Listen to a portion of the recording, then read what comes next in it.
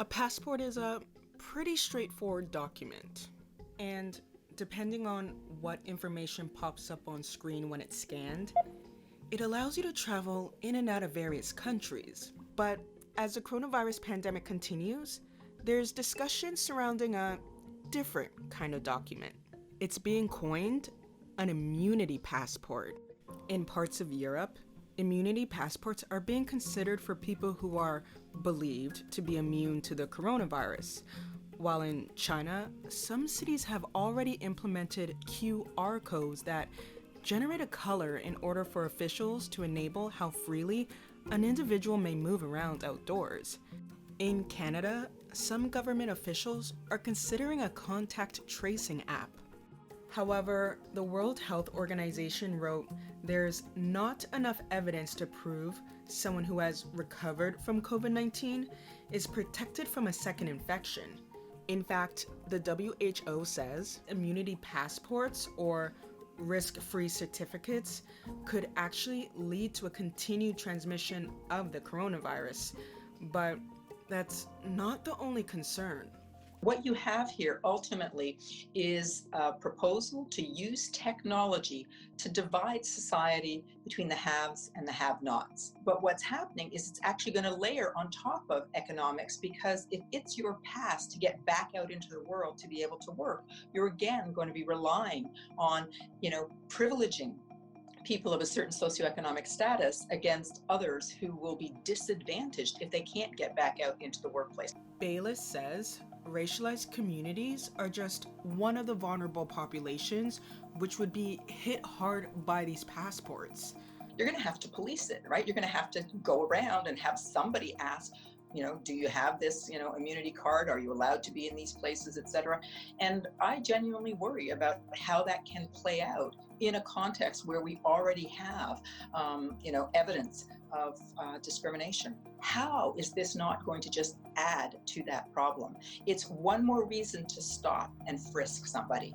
Another worry of Bayliss includes the long-term effects this could have on individuals who want to apply for things like health or life insurance policies. Will this be now important in terms of when I ask for a life insurance policy, a health insurance policy, a particular kind of job where they decide that this is now going to be your ticket to being even eligible to be possibly employed in a particular area? So I think one of the things that happens is once you start codifying information about people, you need to think about who might be asking for this and why might they be asking for this and how might they be using this. Immunity passports really put the focus on the individual, right? It's like, okay, this one person is safe to go out, they can go out and that will help, that will help kind of keep the economy going. And what that can distract from is really the collective measures that we need to be taking as a society to protect everyone. And not only would these passports focus on the individual, there's also privacy concerns. I see sort of two levels of security issue. One is this idea of sort of either borrowing or stealing other people's certification, either by it being willfully given by, say, a family member or through some sort of emergence of an illegal market for forged certification. Second sort of level of concern around security and privacy is that whenever we have an issue where people are either carrying some sort of validation on an app on their phone or electronic health records on their phone, this obviously creates vulnerability to security breaches and breaches of privacy for individuals. However, there are some experts who think a digital immunity passport may be beneficial. We've created a pan-Canadian app called Can Immunize, which is a digital immunization application. And we've been working with Canada Health Infoway on thinking through this, recognizing there are important ethical, legal, and scientific considerations.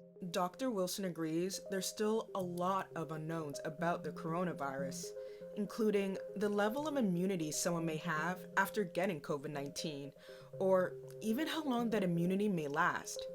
But he believes that shouldn't stop people from finding a partial solution to our current situation. The solution I'm advocating would not be limited to a specific application. I would argue that we need a pan-Canadian approach to issuing proof of immunity, both for immunization and for natural immunity, where there is a national standard and that it's not exclusive to any particular solution.